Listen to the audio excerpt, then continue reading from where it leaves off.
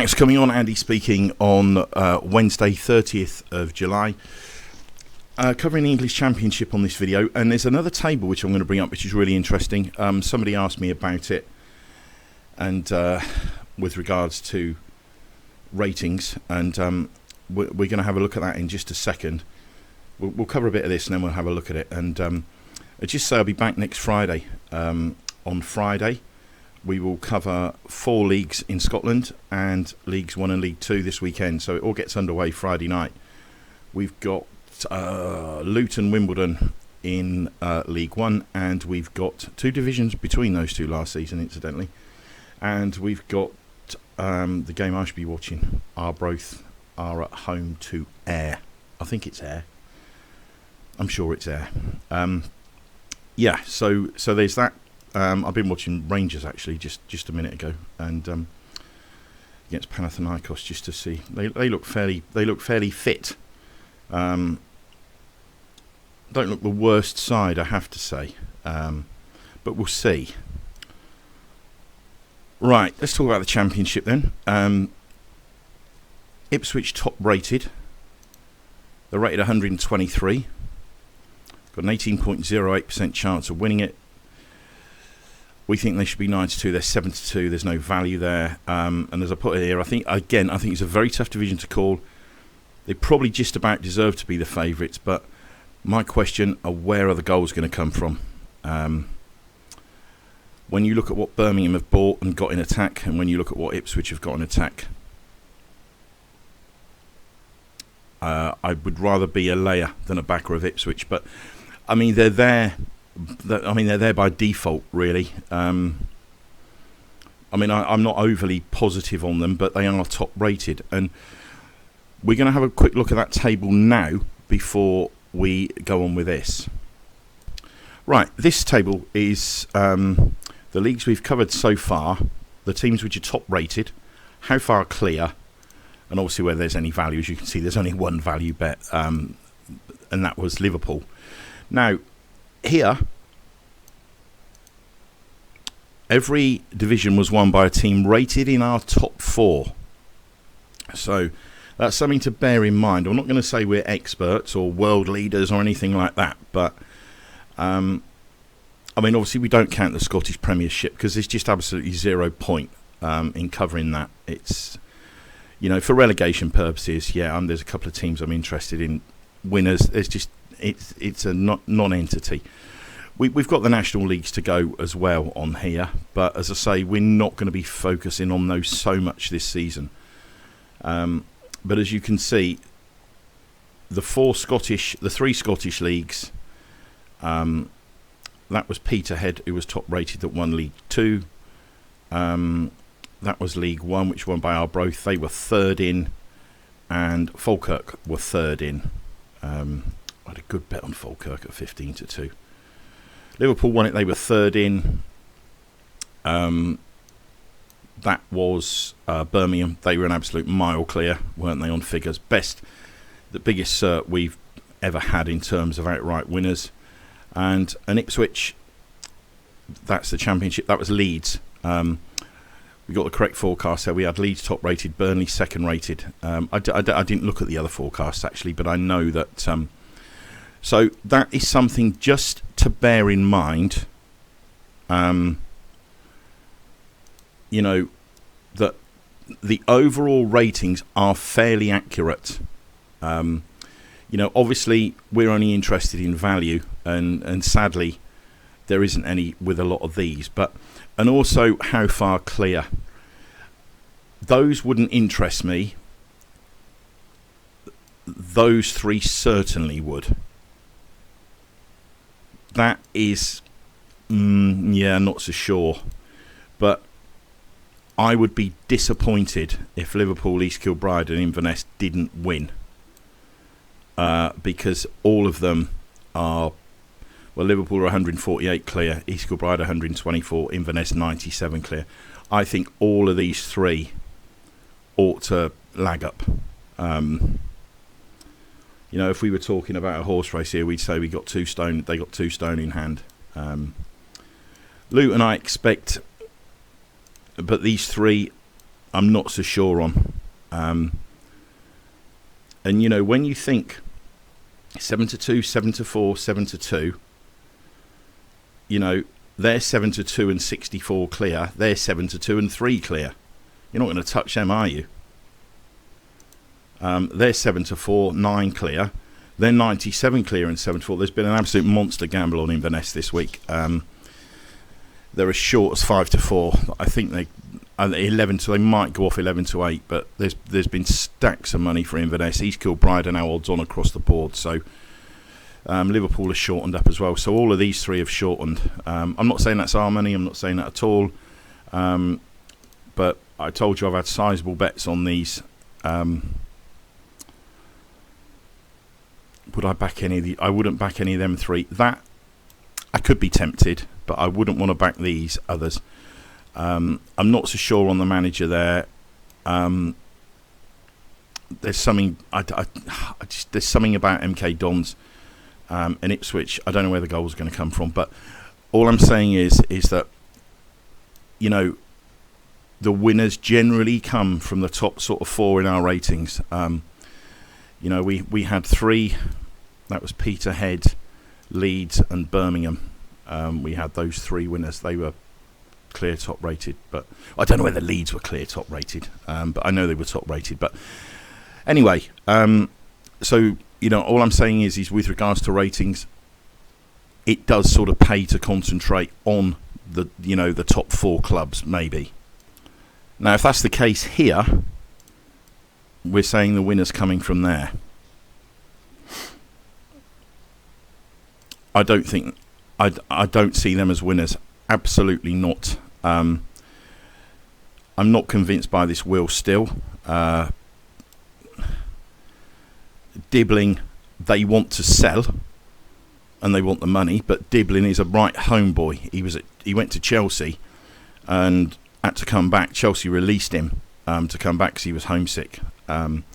He's a real mummy's boy, I'm told. That's nothing against the lad because he's a talented footballer, but I just wonder whether he's, you know, I mean, I know that Everton, well, I don't know Everton have looked, but I've been told by enough people that Everton have looked, and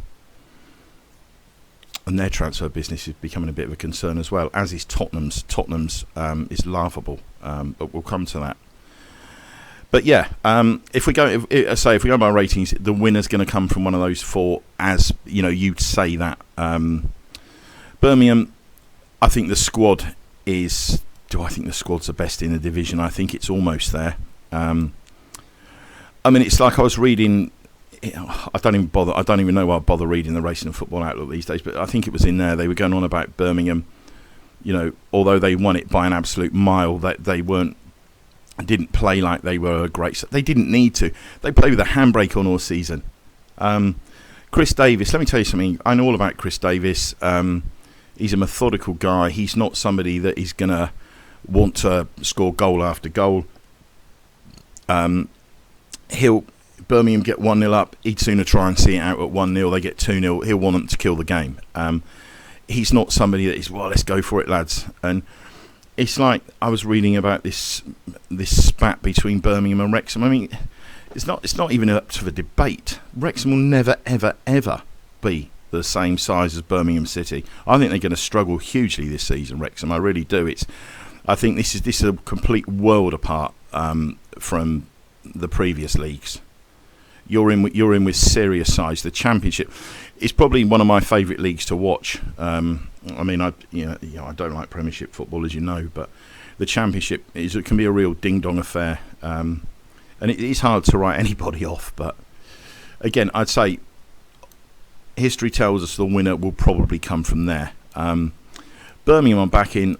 We see them at 6s, their 7s. There's a point in them. I do like the squad. The squad is strong. They're going to get there, whether it's this season or next season or they are going to be back in the Premiership. I mean, they will be a top half Premiership club, established top half Premiership club in probably 5 or 6 seasons. There's no getting away from it. But Chris Davis is a safety first bloke, and I can tell you also, Ryan Mason, who's taken over at West Brom, Tottenham turned a bit of a corner defensively towards the end of the last season, and that was all down to Ryan Mason. He worked with Christian Romero, and I can tell you that. You won't find that written in papers, but I know that to be absolute truth. It was Ryan Mason that worked with Romero and set the defence up, and that's why Tottenham were pretty much watertight in Europe. So that would give you a bit of an indication of maybe how West Brom are going to play. I don't know, but I just thought I'd drop that in because obviously through the connections I got at Tottenham, I do know a bit about Chris Davis and Ryan Mason, and I wouldn't be surprised to see a couple of decent Tottenham youngsters maybe go to one or both of those clubs.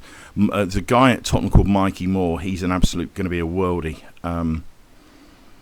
He's just signed a new deal with Tottenham and they're looking to loan him out, and I wouldn't be at all surprised if he ended up at Birmingham or West Brom. I really, really wouldn't. Or Ipswich, because Kieran McKenna was on the books at Tottenham as well. So,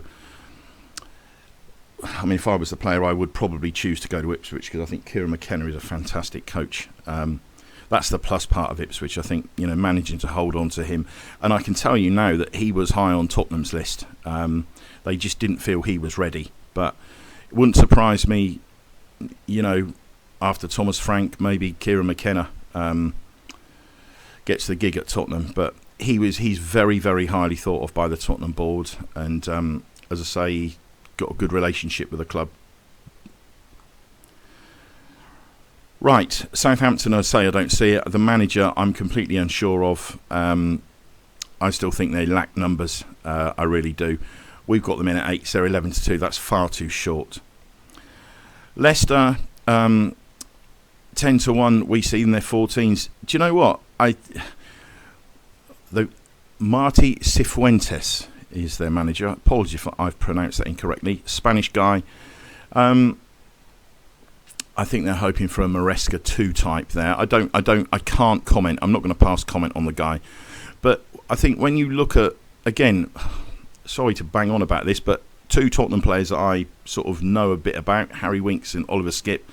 Harry Winks was the Championship Player of the Season, I think, 2 seasons ago when he came down with Leicester. So, and they've still retained the bulk of that squad. Yes, Jamie Vardy's not there, but Patson Daka, Oliver Skipp, Justin, I think, what's his name? James Justin, is it? I think there's still some decent players. I think they've signed Begovic as well. I mean, he's got to be knocking 40 surely now. But at this level, a good keeper. And again, he knows how to set a defence up. There's 4 points in Leicester. It's, I'm certainly back in Leicester. And, if you wanted 2 teams that are in the top 4 of the ratings with value, it's Birmingham and Leicester. I definitely think there's holes in Saints, Southampton, Ipswich. I just don't know where the goals are going to come from. But as I say, they've got a brilliant manager in McKenna, and he is a top bloke. Sheffield United, Ruben Selesh, I'm not so sure on that. I'm really not. I think they could have carried on with Chris Wilder. I really do. I think that's going to prove to be a mistake. That's for my money. Coventry, Lampard done a good job when they came in. When he came in, it wouldn't surprise me if they're thereabouts. I don't see them as winners. Playoffs, I think. I'd like to see Coventry, Birmingham, teams like that back in the Premiership. I think great. And back in the sort of early 80s, I was at Oxford United and Highfield Road fairly often, but not that I support any of them, but it was just going to Coventry, you're always going to see a big team play, whereas Oxford at the time were in the 3rd tier. But so fond memories of Highfield Road. Norwich, I think they've got a brilliant manager in Liam Manning. I really do. Some decent players as well. And again, Tottenham have got a decent relationship with Norwich. Oliver Skipp went there and done well. So again, I wouldn't surprise me if a couple of Tottenham youngsters. I'm only saying this because I do know, what information I've had from Tottenham over the years, and stuff like that. And it's just a club where I've sort of got an in at, and I know that they've got a good relationship with Norwich City.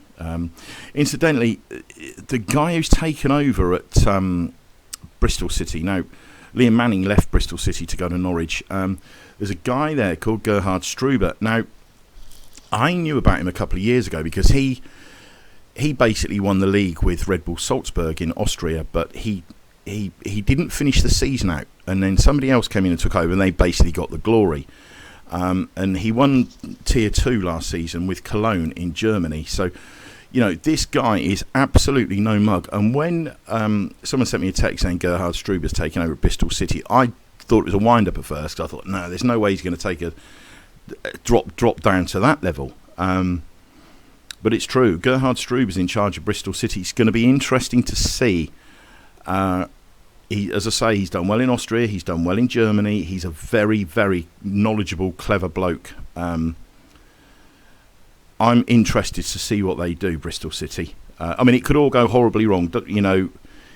As the same as Cifuentes at Leicester. Coming from abroad, different ideas. It might fall flat on its face, but I just thought Gerhard Struber was a really, really interesting appointment. I'm not saying they're going to win anything, Bristol City, but it was just an interesting appointment. I can't wait to see how they're going to play under him. Right, Middlesbrough, we got them in at 22s, there's 25, there's 3 in them. Rob Edwards in charge. He's okay at this level. I don't know what really went wrong with Carrick there. Did Middlesbrough? I don't know. Maybe they think their players, the team's a lot better than it is. I'm not so sure. I think we've got them in what 4, 5, 6, 7. We've got them in 8th. That's probably their true position. But you've got to have a point on it because of the value. The same with West Brom. West Brom in at 9th. Ryan Mason, as I say, is in charge. Did ought to be tough to beat under him. I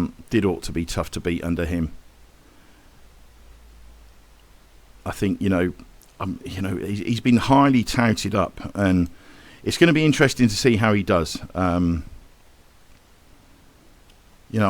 do think that he has got potential, and as I say, you can. I know Ange will get the credit for winning the Europa League with Tottenham, but as I say, Ryan Mason spent a long time with Christian Romero, probably around the quarter-final stage, and they hatched a plan. I don't even know whether they shipped a goal in the semis, Tottenham. So big credit to Ryan Mason for that. And as I say, the manager get the glory, but it was him that actually worked with Romero at Tottenham. Right, and we'll come to the Premiership in just a minute. Right, Watford, another new manager, Paolo Pezzolani. He's Uruguayan. I don't know anything about him. I don't know. He could last. He could last 2 games, 2 months, 2 seasons. You just never know with that bampot of a club. I like the squad. I don't think the squad's a bad squad there. I really don't. But I just don't think that anybody is ever going to be given the opportunity to come in and work and progress, because they come in, it doesn't work, you're sacked. And it's as simple as that. We got to mention Sheffield Wednesday. It doesn't look good there, if I'm honest. It doesn't look good at Hull either. It wouldn't surprise me if both of them, well, we'll see what happens, but I think Phil Parkinson will be out of his depth at Wrexham, and I do. But let's just go on to the Premiership quickly. Right, now when I done these figures, they're going to lose Isaac to Liverpool, I'm told. And I don't know what the heck's gone on there. Gibbs White signed a new deal with Forest. Now, those 2 clubs, we're going to have to take some points off. I mean, we haven't backed them anyway, but I'm just saying that. I was speaking to somebody about it today, and like we said, that United spend the money. They get the chequebook out, Manchester United, straight away. Look, they have a terrible season, lose to final in Spurs. What do? Get the chequebook out, go and try and sort it out. They've got the wrong manager in charge, but you see what I'm saying? Tottenham have gone out, got a proper manager, and aren't spending the money. If Thomas Frank was at Manchester United, I'd have Manchester United probably here. But because Ruben Amorim's there, they're down here. But I've got to drop them now, and I've got to drop them, and that's only going to push them further clear. I mean, yes, they've signed this Gyökeres. I'm not. Jose Mourinho said that he won't work over here, and I mean, who are we to question his knowledge of football with what he's won? So, we don't always like what he says, but it smacks of a bit of desperation to me from Arsenal. But option-wise, there isn't a lot out there striker-wise. I think that they should have pushed the boat out for Isak. I really, really do. I think they should have got that done immediately, but they didn't. Everton, I was hoping to see more positive developments there. There hasn't been. I'm told they're going to looking at. I forget who it was. I've it's totally slipped my mind. No, it's not there. But I would probably maybe push them up to maybe 6th or 7th and drop Tottenham down. Sorry, Tottenham fans, but you signed Mohamed Kudus and you finished 17th last season. I'm sorry, but that is just not going to cut any mustard. Had Morgan Gibbs-White come, he is a super player, but I don't know. And now Tottenham have gone on this tour. I'm told that Son's going to America, I think, after that tour finishes. Romero, I'm told, is probably going to be made captain, but that was on the understanding that money was going to be spent, and it hasn't been. So I don't know. It could all come apart at the seams at Tottenham very, very quickly over the next few weeks. And sorry to say that to you Spurs fans, but again, the buck stops with a man at the top. And, but like I say, they have an awful season. They go and try and address it by spending money. They have an awful season. They change the manager and buy one player. I'm sorry, that is just not how it's done. But as I say, if they had Thomas Frank in charge, buying the players they are, I'd have them up there. But the manager's a clown, sorry to say, and the owner's a clown there. And you've got to feel for them, because I mean, you're talking about the two. Don't misquote me here. The two biggest clubs in the country in terms of ground capacity, at Manchester United and Tottenham. They've got the two biggest stadiums. Now, Tottenham fans pay the most for season tickets and game tickets. You're being completely insulted by this board. I don't get involved in things like that, but I just think that, people that I've spoken to, not the idiots that say, "Oh, you're talking rubbish about my club," but there's a couple of Man United fans I speak to regularly that I've met through here, and we speak, and Tottenham fans, and they all say the same thing, and the owners are lining their pockets with your money.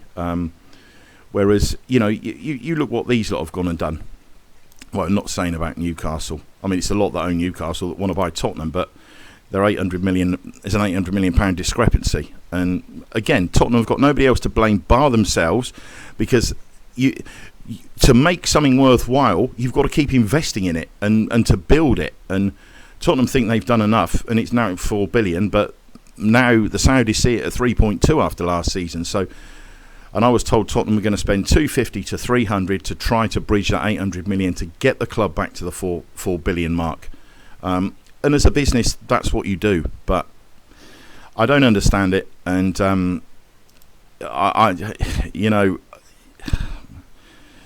promises forever. But yeah, United are in for somebody. I can't remember who. I'm told they want another goalkeeper. They're trying for the guy that's at Villa, Martinez, and a striker. I forget who that is, but I think it's the wing backs and the defence. And again, the guy I was talking to today said that Tottenham are completely geared up for a three at the back system, because in Udogie and Porro they've got fantastic wing backs, and Romero, Van der Ven, and maybe Kevin Danso as a back three. maybe Frank's going to do that. I don't know, but you know, I just think that Spurs fans are being hard done by, and the only reason I go is because I get a ticket at a discounted price. My friend said to me, you know, well, I'm going to the Man City game. This was just after the Man United game, and sadly I ended up in hospital 2 days before that, but he said he couldn't get me a ticket at the usual price, and it was 115 quid. £115 to go and watch a team who were like 15th in the league. It's just ridiculous. Tottenham and Man United fans, you deserve better. You got the two biggest stadiums in this country, and look where you finished last season. I'm not having a go at your clubs because I feel for your fans, but that's it, guys. For now, don't forget that's a fairly useful guide, okay? And I will be very, very, very skint disappointed if at least two of those three don't win. They have to win for me, okay? They have to win for me. And I've got them. And members, what I'm going to do is, members, I will put some doubles out for you. Some doubles at what I've done as well. And if you want to join me, you're welcome to.